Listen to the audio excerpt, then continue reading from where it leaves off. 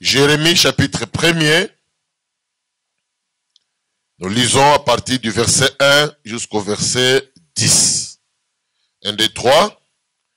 Parole de Jérémie, Ilkija, l'un des sacrificateurs d'Anatoth, dans le pays de Benjamin. La parole lui fut adressée au temps de Josias, fils d'Amon, roi de Juda, la 13e année de son règne, et au temps de Joachim, fils de Josias, roi de Juda, jusqu'à la fin de la 11e année de Sédécias, fils de Josias, roi de Juda, jusqu'à l'époque où Jérusalem fut emmenée en captivité au 5e mois. La parole de l'Éternel me fut adressée en ces mots. Avant que je t'eusse formé dans le ventre de ta mère, je te connaissais. Et avant que tu fusses sorti de son sein, je t'avais consacré et je t'avais établi prophète des nations. Je répondis, ah Seigneur éternel, voici je ne sais point parler, car je suis un enfant. Et l'Éternel me dit, ne dis pas je suis un enfant, car tu iras vers tous ceux auprès de qui je t'enverrai, et tu diras tout ce que je t'ordonnerai. Ne les crains point, car je suis avec toi pour te délivrer, dit l'Éternel. Puis l'Éternel étendit sa main et dit, voici je mets mes paroles dans ta bouche, regarde, je t'établis aujourd'hui sur les nations et sur le royaume, pour que tu arraches et que tu abattes, pour que tu ruines et que tu détruises, pour que tu bâtisses et que tu plantes. Parole du Seigneur. Que Dieu change les logos en réma. Le thème que je voudrais donner au message de ce matin, c'est le besoin d'être convaincu pour son avenir, pour sa destinée. Nous avons besoin, même pour entrer dans ta destinée, tu as besoin toi-même d'être convaincu que c'est possible. Alléluia. Bien des fois, en tant qu'humains, nous fouillons notre avenir.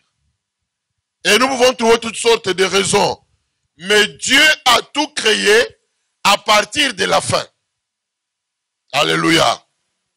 Alléluia. Dieu a tout créé à partir de la fin. C'est-à-dire que Dieu ne regarde pas les choses à partir du commencement, mais il regarde les choses à partir de ce qui va arriver. Et quand il parle, quand il déclare, quand il agit déjà sachant que ça va arriver. C'est important. C'est là où nous parlons de l'espérance. Dieu a tout créé à partir de la fin.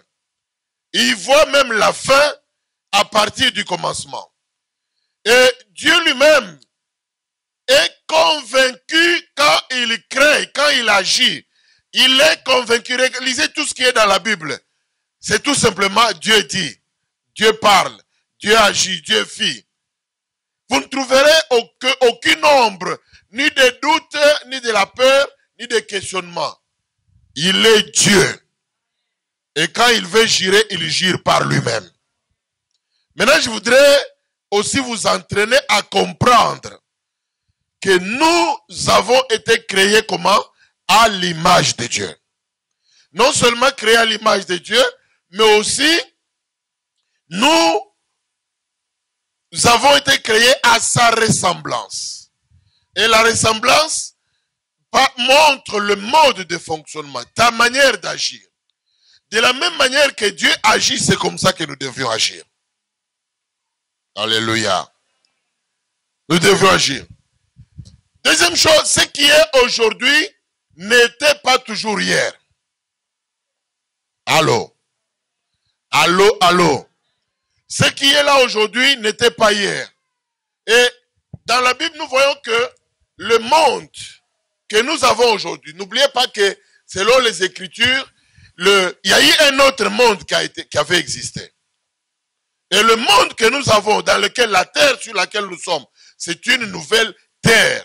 Et même la fin de l'histoire, Dieu va nous placer dans une nouvelle terre avec de nouveaux cieux.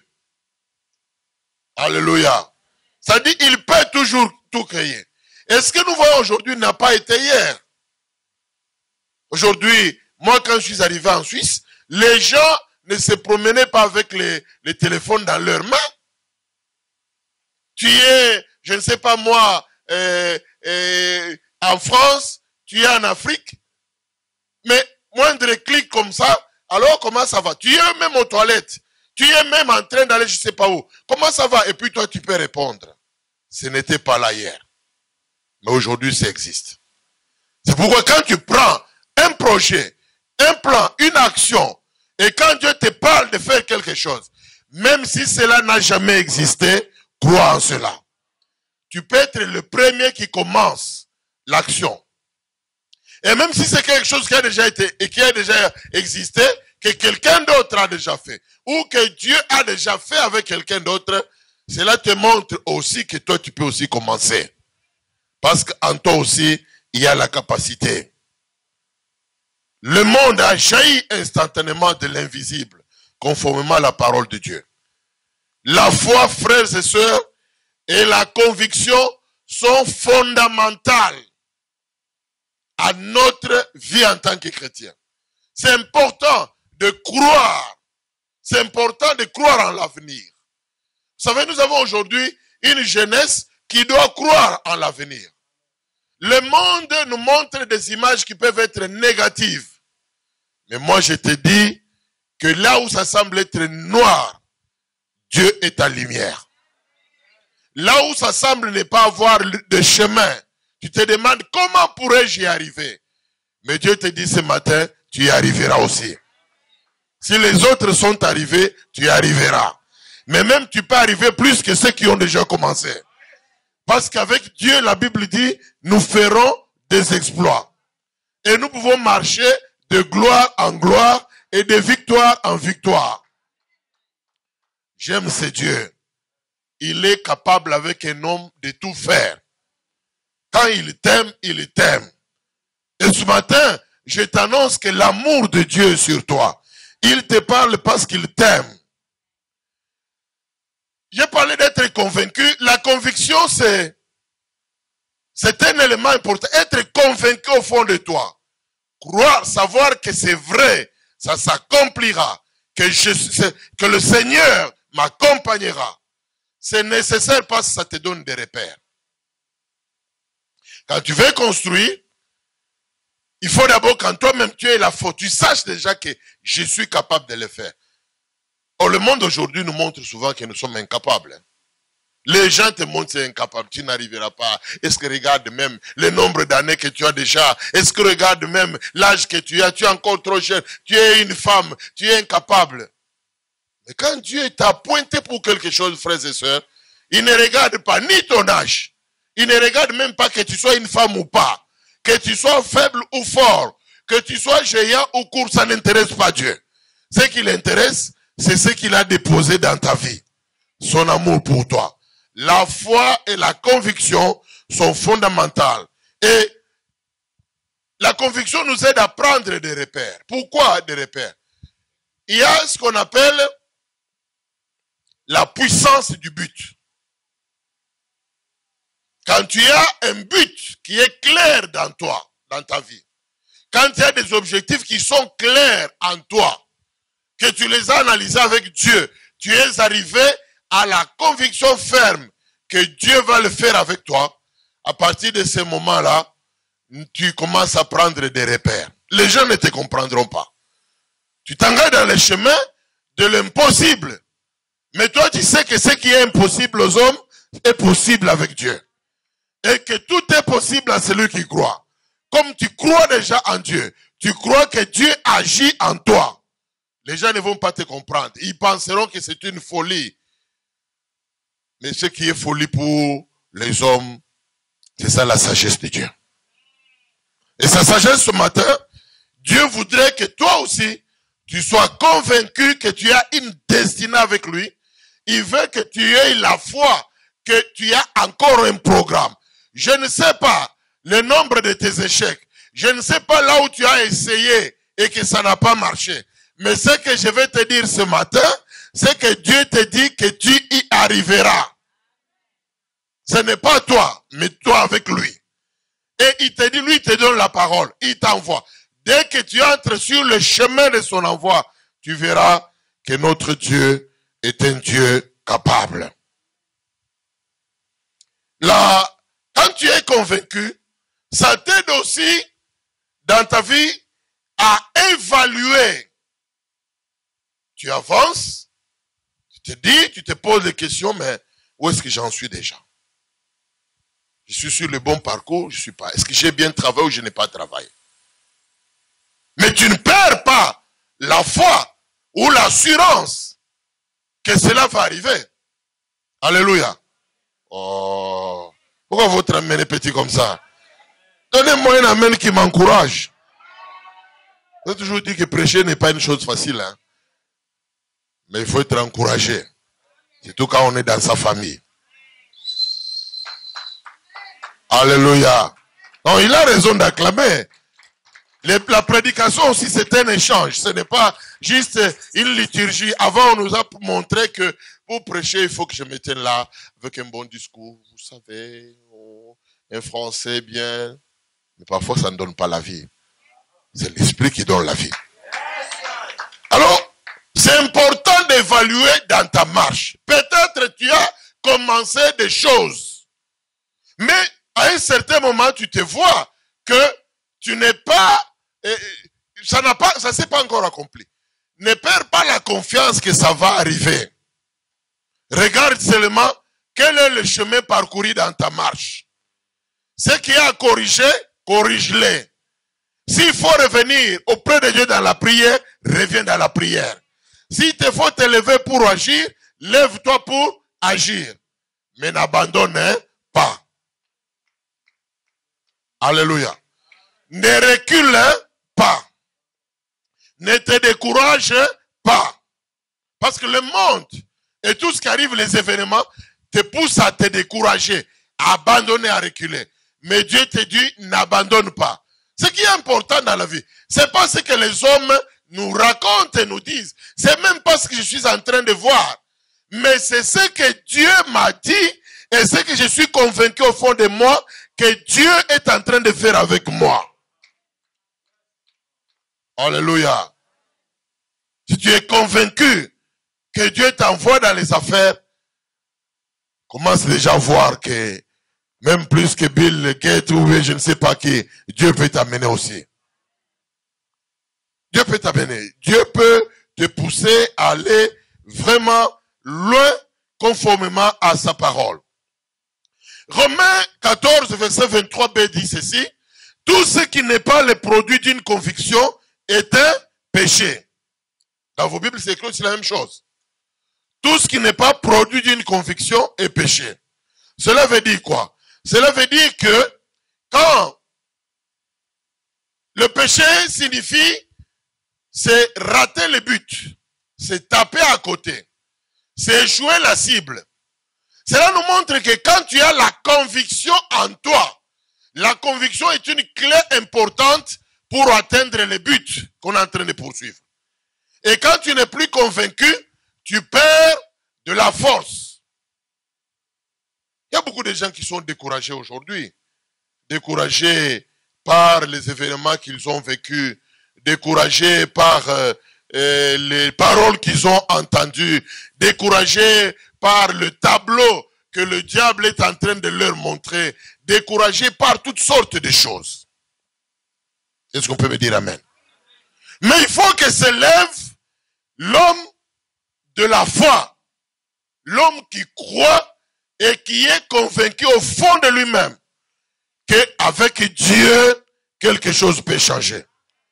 Hier, je disais à l'école du ministère que tu dois être un acteur pour un changement, un acteur de transformation. Les gens ne sont plus acteurs de changement et de transformation. Alléluia. Alléluia. Mais tu dois être convaincu. Et le monde a besoin de ces gens-là. Si tu sais, trouver les gens qui sont découragés, il y en a tellement dans ce monde. Les gens qui découragent même, il y en a tellement. Chaque jour, on te décourage. Ah, toi tu veux essayer ça? Toi tu sais combien de fois nous on a déjà tenté ça? Ça marche pas ici en Suisse. Hein? Ah, non, je pense pas. Non, papa. n'engage pas ton argent gratuitement, tu vas échouer. Les gens comme ça, on les trouve partout. Mais moi, dans ma vie, même toi dans ta vie, si tu trouves quelqu'un, quand tu es faible qui t'encourage, tu as besoin de cet homme-là. Quand tu trouves quelqu'un, quand tu n'as pas d'espoir, mais quelqu'un qui te donne même une petite note d'espoir. Dans la vie, on a besoin de quelqu'un qui nous tape sur l'épaule, qui nous dit, prends courage mon ami, ça ira. De toutes les façons, les épreuves, on les connaîtra toujours, tant que Jésus ne reviendra pas. Les combats de la vie, nous les connaîtrons toujours. Notre délivrance parfaite sera lorsque nous serons avec le Seigneur dans la gloire. Est-ce que quelqu'un peut me dire encore amen? Dieu lui-même veut toujours travailler sur la personne humaine pour que la personne soit convaincue que Dieu va faire avec elle. C'est ce que nous sommes en train de voir avec Jérémie, fils d'un sacrificateur. Il y en avait beaucoup. Il y avait plusieurs sacrificateurs. Il y avait aussi plusieurs enfants, les sacrificateurs. Mais Dieu va pointer Jérémie. Il s'approche de lui. Et vous regardez très bien qu'il ne lui a pas parlé une seule fois. Quand vous regardez très bien, il dit, il me parla de telle période à telle période. Il parle de longues périodes. C'est-à-dire, Dieu fait tout pour, jusqu'à ce que toi-même, tu sois convaincu. Peut-être la guérison que tu attends. Tu marches encore, tu ne travailles pas encore totalement pour cette guérison. Mais Dieu veut t'amener que tu sois vraiment convaincu que ce n'est pas un homme. Même si les médecins peuvent échouer, mais Dieu n'échouera jamais. Peut-être que là où tu vas atteindre comme objectif, Dieu veut t'amener d'abord toi-même à croire. Je voudrais aujourd'hui susciter une chose importante. Crois au Seigneur, mais crois aussi en toi-même. Souvent les gens ne croient pas en eux-mêmes. Mais pourtant Dieu croit aux hommes. Dieu choisit les hommes qui ne sont pas capables, qui n'ont pas les moyens. Il les pointe. Il les choisit. Il est allé choisir Jérémie en lui disant, avant, verset 4 à 5, je voudrais relire cela. Avant que je t'eusse formé dans le ventre de ta mère, je te connaissais, et avant que tu fusses sorti de son sein, je t'avais consacré et je t'avais établi comme prophète des nations. Allô? Écoutez, Dieu dit avant toute chose. Je vous ai dit que Dieu connaît la fin avant le commencement. Et il travaille à partir de la fin. Parce que lui-même, il planifie les choses. Il dit à Jérémie, il dit, mais Jérémie, oh, mais moi je te connais. Qui es-tu qui me connaît? Je suis l'Éternel, ton Dieu. Il dit, avant même que tu sois formé dans le sang de ta mère, j'avais déjà un programme avec toi. J'avais déjà organisé quelque chose pour ta vie. Quand j'entends des choses comme ça, moi, ça m'encourage, ça me fortifie. Moi, ça réveille des choses en moi.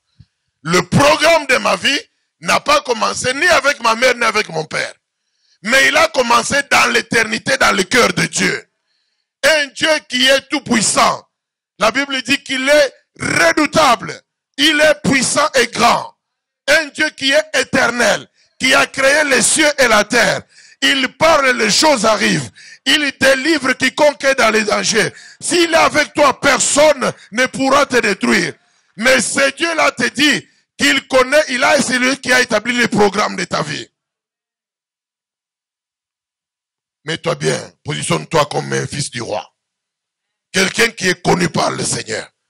Sais-tu combien de gens prient-ils en disant, Seigneur, est-ce que tu me... Mais Dieu vient dire à Jérémie, il dit, je t'avais déjà connu. Je t'avais déjà consacré. Alléluia. Écoute mon ami, je voudrais te dire une chose fondamentale.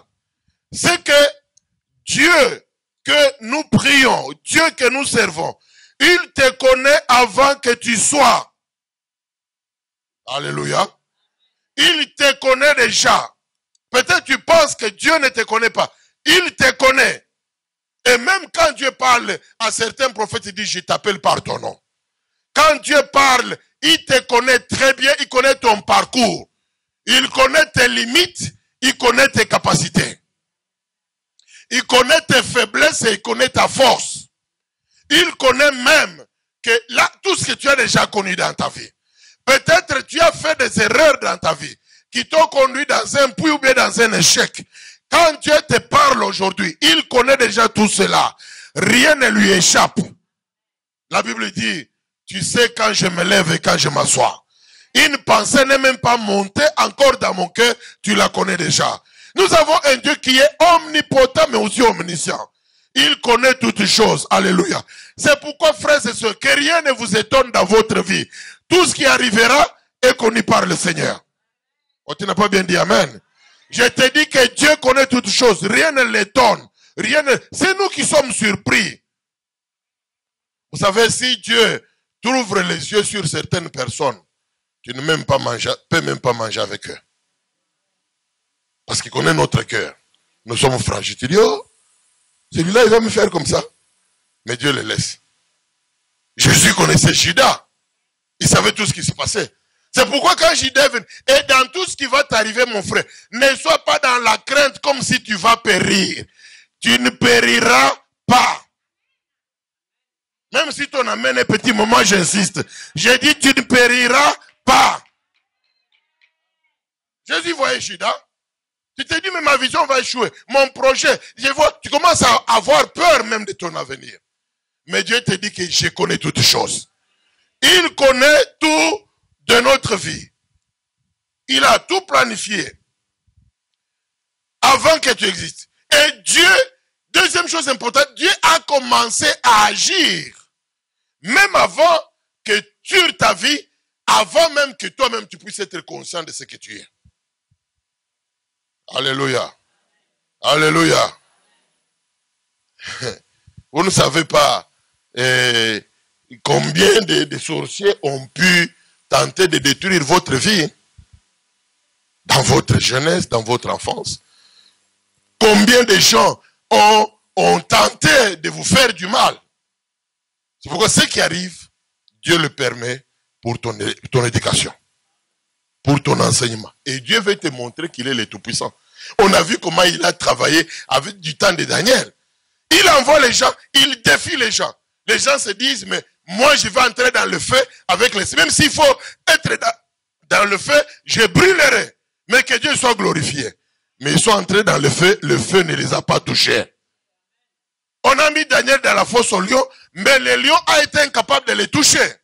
Ce que Dieu cherchait, c'était quoi? Dieu a toujours besoin d'un homme qui croit en lui, qui s'attend à lui, pour qu'il puisse éclater sa gloire. Et je t'annonce que Dieu fera éclater sa gloire dans ta vie. Il fera éclater sa gloire dans ta famille. Il fera éclater sa gloire autour de toi. Il faut que les gens sachent que ton Dieu est vrai. Le Dieu qui prend de la poussière et qui élève un homme pour qu'il s'assied avec les grands de ce monde. Le Dieu qui guérit les maladies incurables afin qu'il soit appelé Jéhovah Rapha. L'Éternel Dieu qui nous guérit de toutes les maladies. Le Dieu qui nous délivre des grandes détresses. Tu peux être dans un endroit où tu penses que tu ne t'en sortiras pas. Dieu est présent même dans la prison. Oh frères et sœurs, Pierre était enfermé, mais je vois le Seigneur envoyer les anges. L'ange arrive et il parle à Pierre. À la seule parole de l'ange, les chaînes tombent. Je dis au nom de Jésus, les chaînes tombent dans ta vie ce matin. Écoutez, je t'avais choisi et je t'avais consacré. Consacré, le terme sacré veut dire ce qui est tabou. C'est tabou, c'est-à-dire on ne peut pas le toucher. Est-ce qu'on peut faire comme ça? On dit quoi? Tabou veut dire ce qu'on ne peut pas toucher. Aucun homme ne touchera pas ça. C'est sacré, c'est mis à part. Tu es tabou pour les hommes parce que tu es mis à part pour le plan de Dieu. Et j'interdis à toutes les puissances des ténèbres de te toucher parce qu'à partir d'aujourd'hui, tu es conscient que tu es consacré. Et sacré, quand on dit consacré, ça dit, on te fait entrer dans l'ordre de ce qui est sacré. Alléluia. Oh, je remercie le Seigneur. Nous venons des familles animistes qui ne connaissaient pas Dieu, qui ne parlaient pas de Dieu, qui n'adoraient pas le Seigneur. Des familles pécheresses. Mais à cause de sa grâce, du sang qui a coulé à la croix de Golgotha, le Seigneur nous avait déjà connus d'avance. Il nous avait déjà pointé, et lorsque le temps fut accompli, le sang de Jésus a coulé. Et à cause de cela, nous pouvons aujourd'hui être sacrés. Personne ne peut toucher à ta vie sans autorisation divine. Et même si un homme te touche, Dieu le touchera aussi. Celui qui t'attaque, Dieu l'attaquera aussi. Parce que son programme est dans ta vie. Quand il a regardé Jérémie, il dit, Jérémie, j'ai un programme avec toi. J'ai un plan avec toi. Avant même que toi tu existes, moi je te connaissais déjà. Jérémie dit, mais moi je suis... Il dit, je te connaissais déjà. Avant même que tu sortes du sein de ta mère, moi je t'avais déjà connu. Et quand tu étais avant que tu sortes, j'ai déjà fait, avant que tu sortes du ventre, de te consacrer en avance. Quelqu'un me dit amen. J'ai dit consacré, ça veut dire quoi? Tu es sacré. Et sacré, ça veut dire pas, on ne touche pas à ça. Alléluia. Alléluia. On ne touche pas à ça. C'est-à-dire, Dieu avait déjà scellé les portes d'entrée et de sortie. Frères et sœurs, certaines choses qui nous arrivent dans la vie, c'est tout simplement pour notre éducation. Mais le Seigneur qui t'a connu en avance, il te connaît. Il te connaît. Il te connaît. Son plan s'accomplira sur ta vie. Il a dit à Jérémie, je te connaissais et je t'avais déjà consacré. Ça veut dire que j'avais déjà établi les limites sur ta vie. C'est-à-dire, il a placé, il dit que personne, c'est comme sur l'hôtel ici. Généralement, quand les enfants veulent monter ici, on les repousse. Pourquoi? C'est sacré, il faut être de service, c'est pour l'œuvre du Seigneur. Est-ce que tu peux dire un bon amen? Un amen avec sourire maintenant. Un amen avec gloire de Dieu. Un amen de quelqu'un que Dieu connaît lui-même. De quelqu'un que le Seigneur a déjà pointé par son doigt. Je t'avais déjà consacré. C'est-à-dire, j'ai placé des limites. Quand tu vois certaines choses qui nous arrivent, Dieu les repousse parce que Dieu a établi les limites de notre vie. On a pris Joseph. On a pensé qu'on allait le jeter dans le puits. Mais or, c'est Dieu qui les avait poussés à le jeter dans le puits. Leur intention, c'était de les tuer. Mais Dieu met des limites. Dieu ne les touche pas, il y a un programme avec lui. Alléluia. Aux femmes, Dieu a un programme avec toi. Pour être une grande messagère dans ce monde. Pour être parmi les femmes qui annonceront de Jésus, qui témoigneront. Pour être une mère dans la société. Celle qui pleure pour ses enfants. Et tant que Dieu a ce programme-là, rien ne t'arrivera. Personne ne te touchera parce que tu es tabou pour Dieu. C'est pourquoi ils se disent, oh, nous le vendons, qu'il aille mourir même en Égypte. S'il pouvait savoir là où il l'a envoyé. Mais il était tabou. Quand il arrive en Égypte lui-même, il entre dans la famille de Potiphar. Potiphar lui-même trouve ça, c'est un homme extraordinaire. Ce n'est pas un homme normal. Parce que l'action, le programme de Dieu était sur sa vie. Est-ce que tu peux me dire un bon amen? Et Jérémie, qui répond, le verset 6, il répond, il dit, ah Seigneur, éternel, voici, je ne sais même point parler. Est-ce que je ne sais même pas parler. Et il ajoute encore, non seulement je suis un enfant. Alléluia. Quelqu'un qui vient, qui te dit, avant que toi tu sois, je t'avais connu. Qui te parle même de ta vie. Qui commence à te montrer même de quelle famille tu sors. Et puis toi tu lui dis que des choses terre à terre, je ne sais point parler. Est-ce que Dieu ne savait pas qu'il ne savait pas parler? Il va ajouter non seulement je ne sais pas parler, mais non seulement, non Seigneur, je suis même un enfant. raison supplémentaire. Dieu ne connaissait pas l'âge de Jérémie, il connaissait son âge. Alléluia. Mais ce que Dieu fait, c'est quoi? Il veut amener Jérémie à croire qu'il a un programme avec lui. Que Jérémie n'est pas venu seulement accompagner les autres sur la terre. Que là où il se trouvait, il avait une mission spéciale. Il n'était pas n'importe quel enfant. Vous êtes nés plusieurs en famille, mais toi tu n'es pas n'importe quel enfant. Tu es un enfant spécial parce que Dieu a un programme avec toi. Et les hommes toujours, frères et sœurs, les hommes chercheront toujours à trouver des raisons pour fuir leur avenir. Ils chercheront à trouver des raisons pour fuir leur réalité. L'homme fuit toujours. Il fuit les projets en essayant de trouver toutes sortes de raisons. Alléluia. Ça vous est déjà arrivé? Tu commences à te dire, ah, je pense que ce n'est pas la volonté de Dieu. Non, je pense que Dieu n'est pas dans ça. Ou bien, ah non, non, je ne vais pas perdre le temps pour rien. Non, non, je ne peux pas. Suivez bien quand Dieu parle à Habakkuk, hein, il lui écrit la prophétie. Peut-être aujourd'hui c'est une prophétie pour toi. Il dit grave là même. Il dit, elle s'accomplira certainement. Quand il dit certainement, il veut amener la conviction en lui. Non seulement, il s'accomplira certainement, il dit, même si elle tarde, ce n'est pas grave. Parce que les circonstances peuvent attarder le programme de Dieu dans ta vie.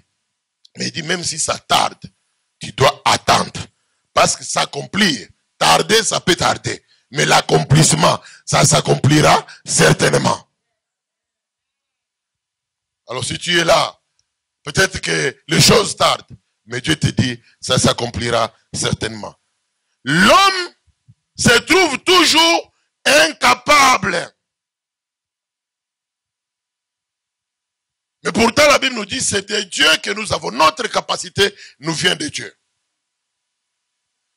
Ne te trouve pas incapable, mon frère. Ce n'est pas de toi, c'est Dieu qui te rendra capable. Dieu a utilisé des hommes parfois très fragiles. Parfois des hommes très impurs. Vous savez, il y a un verset qui m'avait touché dans la Bible. C'est et il justifie l'impie. Vous avez déjà lu ça dans la Bible, hein? Que le Seigneur qui justifie l'impie. C'est grave. C'est-à-dire, quand Dieu va prendre quelqu'un, toi tu le regardes, tu te dis, ah, est-ce que Dieu peut choisir une telle personne? Mais celui que toi tu dis, non, il ne peut pas choisir là. C'est celui que Dieu a appointé. Alléluia. Je suis choisi par Dieu. Ce n'est pas moi qui me suis choisi. C'est Dieu qui m'a choisi. Toi, tu peux me regarder. Tu regardes ton frère, ta soeur, comme étant incapable. Comment le pasteur peut-il choisir telle personne? Mais ça ne dépend pas ni de ses capacités. Ça dépend de Dieu. Il a utilisé David, un pauvre berger dans la brousse. Tout le monde était déjà aligné. Des costauds, des géants, des grands, ceux qui avaient des moyens, qui étaient intelligents, qui semblaient être loin. D'ailleurs, son propre père l'appelle. Il n'y a plus qu'un petit qui est là. J'ai encore un dernier, un petit, un disqualifié. Disqualifié par les hommes, mais qualifié par le Seigneur. C'est ça ce que nous sommes. Dieu a utilisé non seulement David, mais il a utilisé Moïse qui bégayait, qui ne savait pas parler. En réalité, Dieu voulait guérir Moïse de son bégayement. Mais Moïse a raté une opportunité grande. Parce qu'il a commencé à insister sur le fait que j'ai des problèmes pour bégayer. Alors qu'est-ce que Dieu a dit? Il dit, ok, j'appelle ton frère. Moïse lui, pour savoir que Dieu connaît toutes choses. Moïse lui-même ne comprenait pas que Aaron a quitté l'Égypte. Il est en train d'aller à Madian sur un programme qu'il ne connaissait pas. Je suis en train d'aller. Il ne savait pas qu'il allait rencontrer Moïse. Et Moïse non plus ne savait pas qu'Aaron était en train de venir. Alléluia. Je te dis qu'il y a quelqu'un qui est en train de venir pour toi. Il y a quelqu'un que Dieu a déjà mobilisé pour parler même à ta place. Son nom c'est Jésus-Christ, notre avocat auprès du Père. Il est en train de venir alors que toi tu es inconscient. Mais il est en route. Pendant que Moïse, il dit, mais ton frère Aaron est déjà en route vers toi. il te servira de porte-parole. Même si tu ne sais pas parler, Dieu te donnera quelqu'un qui parlera à ta place. Tu ne sais pas écrire, Dieu enverra des gens qui écriront à ta place. Croyez-vous que tous les présidents du monde savent écrire? Tous les discours qu'ils lisent, ce sont des gens qui écrivent pour eux. Ne regarde pas ta limitation. Ne regarde pas ce que tu manques. Dieu peut envoyer des secrétaires à côté de toi. Les gens qui écriront à ta place. Qui pourra se tenir pour moi? Mais Dieu se tient pour toi déjà. Car à la croix, Jésus a déjà payé le prix. Il t'a justifié. Et il est monté dans la gloire. La Bible dit, chaque jour, il intercède pour nous. Il dit, ma fille, papa, c'est ma fille. Papa, elle m'appartient. Papa, elle doit entrer. On veut toucher. Il dit, hey, les anges, regardez celui qui est là-bas. Ce n'est pas n'importe qui. C'est celui qui est tabou pour les hommes. Il est le choisi de l'Éternel. Il est le oint de Dieu. Il est celui que Dieu a déjà pointé. Avant que le monde existe, je le connaissais déjà. Bronda Shakara Bababakai. Eramashinda Babakai. Il te connaît tel que tu es, et il connaît tes limitations, tes difficultés. Je ne sais point parler. Ne parle pas à tous les hommes de tes difficultés, de tes limitations. Le fait même souvent de parler que des choses qui sont difficiles à faire, des choses qui sont compliquées, c'est un découragement. L'homme est le produit de ce qu'il dit dans sa bouche. La vie et la mort sont au pouvoir de la langue. Si tu parles beaucoup des échecs et des déceptions, tu es en train de construire un échec dans ta tête. Mais l'échec que tu construis dans ta tête ne peut pas annuler le programme de Dieu pour ta vie. Allô? Tu te construis un échec dans ta tête. Donc je pense que ça, je conclue comme ça. Mais Dieu n'a pas dit ça. Et puis Dieu n'arrête jamais. Alléluia.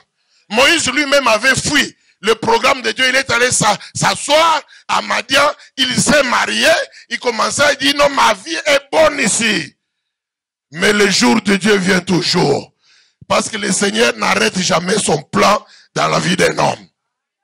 Alors que Moïse était en train d'aller se promener, quand il a pensé d'aller à la montagne de Dieu, il a vu un feu qui brûle, mais qui ne s'éteint point. Waouh! Il faut que le feu t'arrive où tu ne comprends pas. Qui ne s'arrête pas dans ta vie. Les gens se demandent, mais c'est comment maintenant? Parce que Dieu se sera apparu à toi.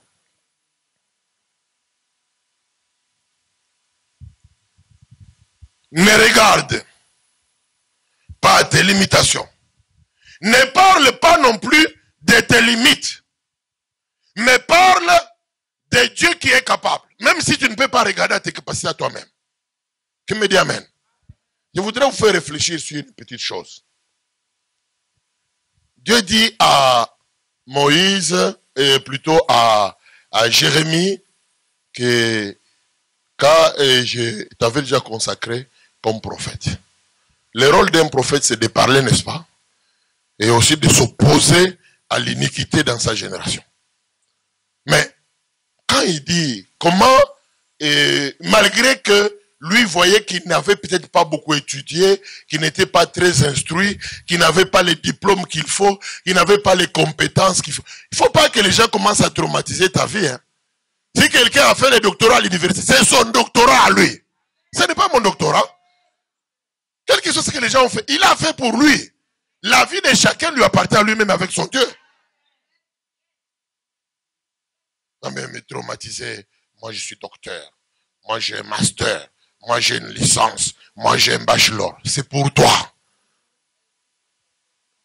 Il y a un pasteur qui m'a fait beaucoup rigoler. Pendant que les gens se présentaient avec les candidatures, moi j'ai des connaissances en théologie, je suis spécialiste en eschatologie et je peux conduire l'église d'autres sortes. Et puis lui, il sort, il dit, mes frères et sœurs, même le diplôme d'état là, le bac là, même la maturité, moi je n'ai pas eu. La seule chose que je connais, je suis licencié en généalogie. Et je suis qualifié par l'action du Saint-Esprit. Et puis quand Dieu a pointé quelqu'un, tout le monde s'était présenté avec des connaissances, avec des grands. On dit non, ça c'était un homme humble, on va le choisir lui. Jusqu'à aujourd'hui, il est le chef de l'église. Donc ne commencez pas à vivre en fonction de ce que vous n'avez pas. Mais vivez, Dieu va utiliser ce que toi tu as et tel que tu es. Ce qui va manquer, c'est Dieu qui va l'ajouter. Ce qui ne sera pas, c'est Dieu qui va le faire. Là où tu ne peux pas arriver, Dieu te fera arriver.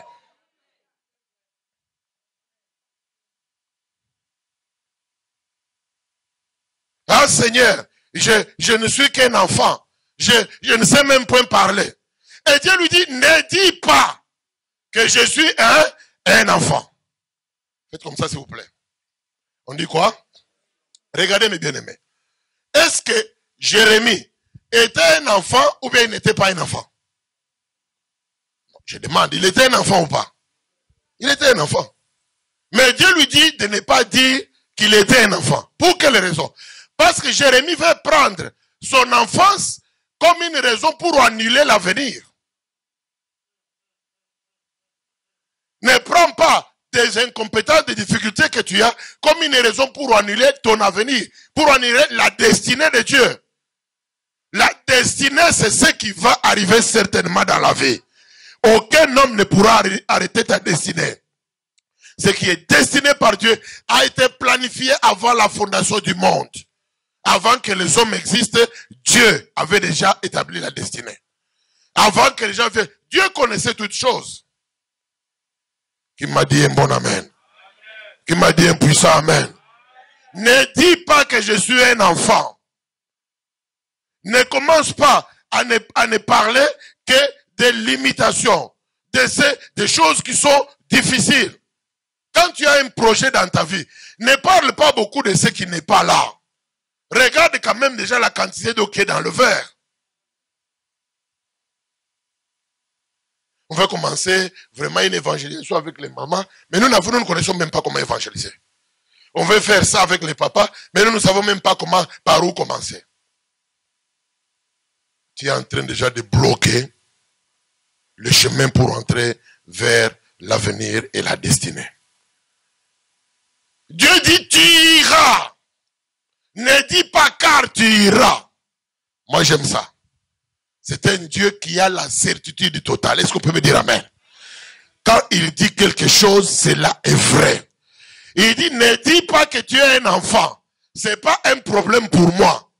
Je peux utiliser un enfant, je peux utiliser un homme adulte. Les Josias là, ils étaient pris dans leur jeunesse comme étant des rois. Mais Dieu a commencé à travailler avec Moïse alors qu'il avait 80 ans. Ne dis même pas, moi je suis déjà âgé. Qui m'a dit amen?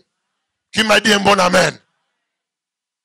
Vous savez, dernièrement, j'étais en train de méditer, je regarde, je commençais à dire, il y a un de mes cousins qui m'a écrit comment ça va, il dit oui, nous luttons avec la vieillesse. Alors il m'a téléphoné, il dit, Bishop, toi tu es vieux. Il y a des gens qui veulent se rendre vieux alors qu'ils ne sont pas vieux. Ceux qui sont réellement vieux, ils veulent redevenir jeunes. C'est bizarre dans la vie. Tu commences toi-même à te... Moindre situation, je suis vieux. Tu sais, quand quelqu'un commence à dire je suis trop vieux, c'est dangereux. Ça va bloquer ton avenir. C'est pourquoi Dieu dit, ne dis pas ça.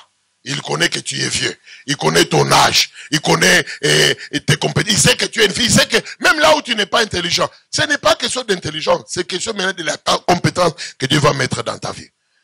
Alors ne dis pas. Et il dit, car tu iras. Quelqu'un me dit amen? Tu iras veut dire, tu vas faire réellement. Et moi aussi ce matin, je te dis que tu iras. Ta vie ne s'arrête pas aujourd'hui. Même si tu sens que tu es malade, c'est pas grave, mais ta vie ne s'arrête pas aujourd'hui. Même si tu vois que tout le monde veut t'attaquer, on parle tellement mal de toi, mais ce n'est pas encore terminé pour Dieu. Ce qui est fini avec les hommes n'est jamais fini pour notre Dieu. C'est Dieu qui a le dernier point dans ta vie. Ne mets pas toi-même un point, parce que le Seigneur est celui qui contrôle la situation. Je te dis que tu iras encore. Je te dis que tu partiras. Je te dis que tu réaliseras. Je te dis que tu guériras. Je te dis que tu seras libéré. Il le dit avec assurance. Toi aussi tu deviendras riche. Toi aussi tu seras béni. Toi aussi tu prospéreras. Toi aussi tu monteras. Toi aussi tu seras élevé. Toi aussi tu seras libéré. Toi aussi tu toucheras. C'est un problème de toi aussi. Les autres ont été, mais mon tour viendra. Les autres, même si je n'arrive pas maintenant, mais tu y arriveras. Est-ce que tu peux dire un amen gentil? Dis un amen que j'avance. J'aimerais te dire, je te dis que tu partiras. Tu y arriveras. Le diplôme que tu cherches là, tu le toucheras toi-même. Même si les gens t'ont montré que tu n'arriveras pas. Mais Dieu te parle ce matin.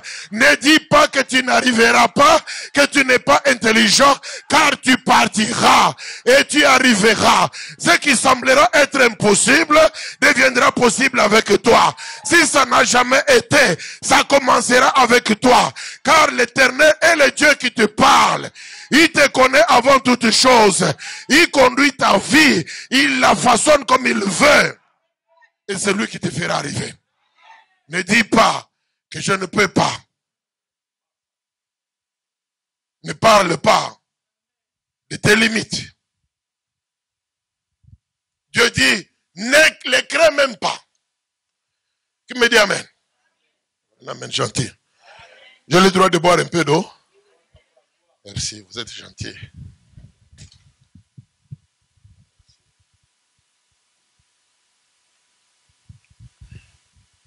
Parole, hein? Elle est rafraîchie. Est-ce qu'on peut dire un bon amen?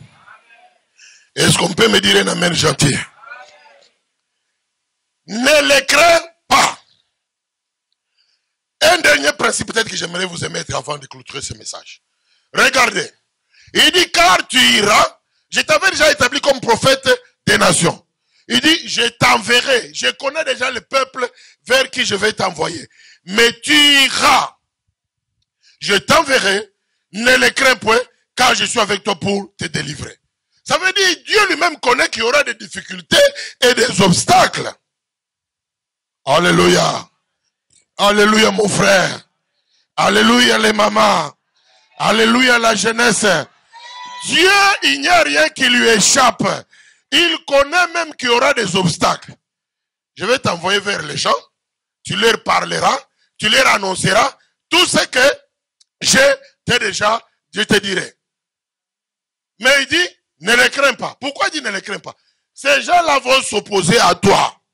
Ils vont être obstacles à la volonté de Dieu pour ta vie. Mais toi, ne les crains pas. La peur est un poison pour l'homme. Hein. La peur est un vrai poison pour l'homme.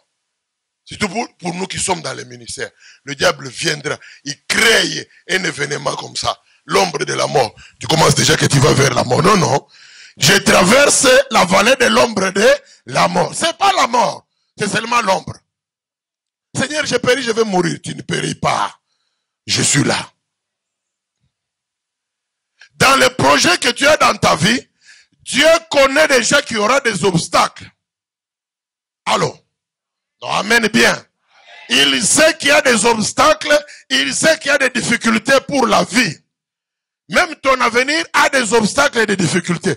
Mais ce qui intéresse Dieu, c'est de te dire, ne crains pas ces obstacles-là. Ils arriveront, mais ils ne te détruiront jamais. Il dit, moi-même je serai avec toi. Alléluia, alléluia. J'aime Jésus, le Dieu qui est toujours présent. La Bible l'appelle Jéhovah Shammah. Lorsque les hommes s'enfuiront de toi, mais lui, il sera présent à tes côtés. Même si tu es dans le feu, il sera avec toi. Tu traverses les eaux, ils ne t'engloutiront pas. Lui-même, il sera là pour agir avec toi. Quelqu'un me dit amen.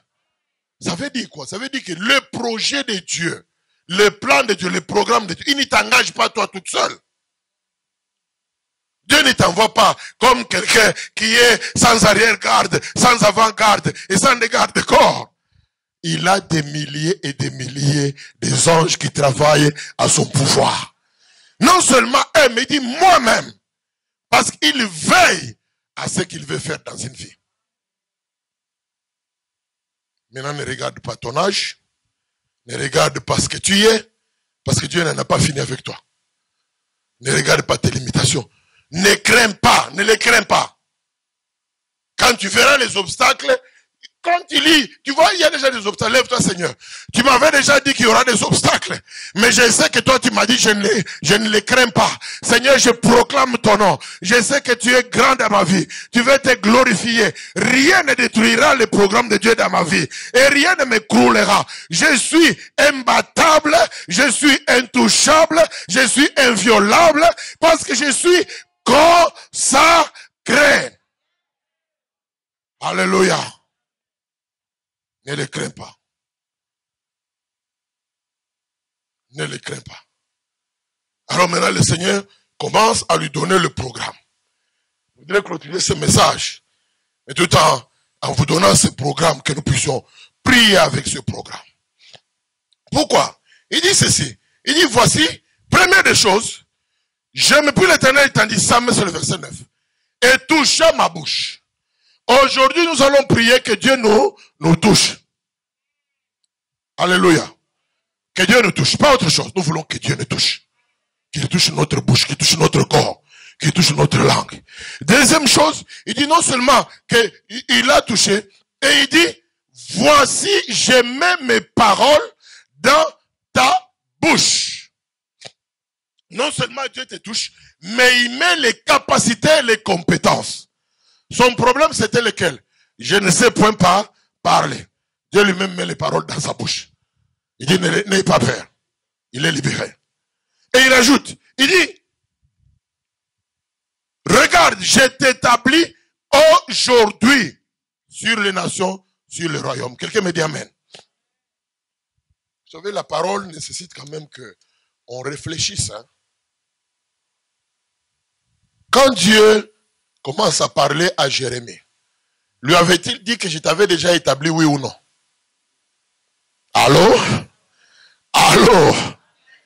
Quand Dieu commence à parler à Jérémie, lui a-t-il dit que je t'avais déjà établi, oui ou non? Regardez avec moi. Le verset, il dit, verset 4-5. Avant que je t'eusse formé dans le ventre de ta mère, je te connaissais. Et avant que tu fisses sortir de son sein, je t'avais consacré et je t'avais établi prophète des nations. Qui me dit encore amen? Maintenant, après avoir convaincu de nouveau Jérémie, il va encore lui parler au niveau du verset 10. Il dit, regarde, je t'établis aujourd'hui. Qui me dit encore amen? Ça veut dire que Dieu, ce que il veut te faire vivre, en réalité, il l'a déjà planifié. Il l'a déjà planifié. Et tout le bonheur des chrétiens, Dieu l'a déjà programmé avant la fondation du monde. Avant même que nous venions. Écoutez, nous étions encore pécheurs, Christ était déjà mort pour nous. Nous vivions dans le mal, Jésus avait déjà tout accompli à la croix. Et quand il était là à la croix, flagellé, frappé, ils ont craché sur lui. Ils pensaient qu'ils étaient en train d'annuler le plan de Dieu, mais personne n'annulera le plan du Seigneur. Alors qu'il est ressuscité, il a vaincu la mort. Il sort, il dit, n'ayez pas peur, j'ai vaincu le monde. Tout pouvoir m'a été donné dans le ciel, sur la terre et sous la terre. Allez, je serai avec vous. Tu n'as pas dit un bon amen. Tu dis un amen gentil. Tu dis un amen de quelqu'un qui est révélé maintenant. Mais il dit, vois aujourd'hui, je t'établis encore. Quand un homme n'est pas prêt, c'est pourquoi le Seigneur nous parle aujourd'hui. Il y a des gens dans lesquels leur tête, même leur vie chrétienne, a commencé à vaciller. Ils n'ont plus confiance de marcher avec le Seigneur. Mais Dieu veut aujourd'hui de nouveau te toucher et t'établir encore. Il y a des gens qui, peut-être dans leur projet de vie, qui ont commencé à se décourager. À cause d'une épreuve quelconque, tu as commencé à avoir peur. Tu vois ton avenir comme s'il est noir. Mais moi je te dis, il n'est pas noir. tu es toi-même une lumière, une torche qui va brûler. Tu vas être enflammé par la parole de Dieu. L'Esprit de Dieu va t'enflammer et la lumière brillera. De nouveau, tu verras ce que tu ne voyais pas et tu toucheras ce que tu ne pouvais pas toucher.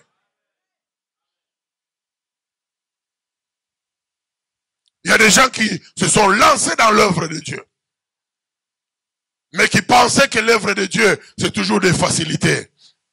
Bien des fois, nous commençons à nous dire, non, comment je peux faire? Seigneur, où es-tu? Tu m'as déjà abandonné. Lui, il vient et dit, je t'avais déjà fait tout cela. Mais petit, comme tu discutes encore, tu ne comprends pas, viens. Aujourd'hui encore, je t'établis encore. Est-ce que tu peux me dire amen? Est-ce que tu peux me dire amen? Je parle au nom de Jésus-Christ. Si l'Esprit de Dieu t'avait déjà consacré, j'ai dit qu'aujourd'hui tu as une nouvelle consécration. Si le Seigneur t'avait déjà touché, aujourd'hui il te touche encore. Si tu ne savais pas, il est encore le Dieu d'encore. Ce que tu as fait avec lui, tu peux recommencer avec lui aujourd'hui. Tout ce que Dieu fait, c'est toujours 2 fois qu'il le fait. Il a créé l'homme qui a échoué dans le jardin d'Éden. Mais le second homme est venu en Jésus-Christ pour être le salut de l'humanité. Abraham a eu 2 enfants. Le premier fils ne pouvait pas être dans la lignée de la révélation. Et Ismaël a été mis à l'écart. Mais lorsque Isaac est arrivé, Dieu a confirmé, je t'établis encore aujourd'hui. Rien ne peut arrêter le plan de Dieu. Même pour une 3e fois, il peut recommencer encore. Et Dieu a dit à Jérémie, regarde, il a pris un vase, il a commencé à le façonner. Pourquoi le façonnait-il? Pour que Jérémie comprenne que Dieu n'échouera jamais. Même si tu es allé à côté, Dieu te remettra sur le chemin. Sur ma parole, que Dieu te ramène sur le chemin de ta destinée. Si le diable a voulu te mettre à l'écart, mais Dieu t'ouvre encore le chemin aujourd'hui. Tu partiras, tu parleras à mon nom, dit le Seigneur. Il dit, je t'établis aujourd'hui. Et comme il était convaincu, il lui donne tout le programme. Quel est le programme? Il lui dit, voici je mets mes paroles, regarde, j'établis aujourd'hui sur les nations et sur le royaume. Sur les nations, sur le royaume. Pour, 1, que tu arraches. 2, que tu abattes. 3, que tu ruines. 4, que tu détruises. Est-ce qu'on peut me dire amen? Qu'est-ce qu'on peut me dire un bon amen? Ça veut dire que même dans notre vie, même en Israël, parce que le but de Dieu, c'était de préparer le peuple d'Israël. Mais qu'est-ce que Dieu visait? Dieu visait d'abord que tout ce qui est détruit dans tout ce qui est venu pour nous détruire, pour nous éloigner du plan de Dieu, il faut que ce soit détruit complètement. Si ça a des racines, nous allons l'arracher aujourd'hui depuis les racines. Je le dis au nom de Jésus-Christ. Il dit, il faut que tu arraches, que tu abattes. C'est ça, hein? Que tu arraches et que tu abattes. Si ça s'est élevé comme une construction, il y a des constructions que le diable essaie d'élever sur votre vie. Mais aujourd'hui, cela doit être abattu au nom de Jésus-Christ. Et il continue en disant, non seulement que tu abattes, il faut que tu ruines et détruises. Est-ce que tu veux me dire amen? Ces pouvoirs-là, Dieu te les donne déjà. Par ta parole. Tu peux te lever et mettre les ruines dans le camp de ton ennemi. Dans le camp du diable, sur tout ce que... Il y a des fois des situations où tu commences à voir. Ça arrive, mais ça te bouscule. Mais toi, tu restes là assis. Seigneur, que ta volonté, Seigneur. Non, non, lève-toi. Il dit, arrache ce qui est arraché, abat ce qui est à abattre. Ruine quand il faut ruiner aussi. Qu'il y ait un chaos dans le camp de l'ennemi. Parce qu'il est celui qui rétablit l'ordre là où il y a le chaos. Nous enverrons le chaos aujourd'hui dans le camp de celui qui a créé le chaos. Je le dis au nom de Jésus-Christ. Et il ajoute que tu ruines et que tu détruises. Et pour conclure, il va dire, il faut aussi que tu bâtisses et que tu plantes. Amen. C'est notre prière pour aujourd'hui. Nous voulons prier le Seigneur. Est-ce qu'on peut déjà commencer seulement à louer le Seigneur?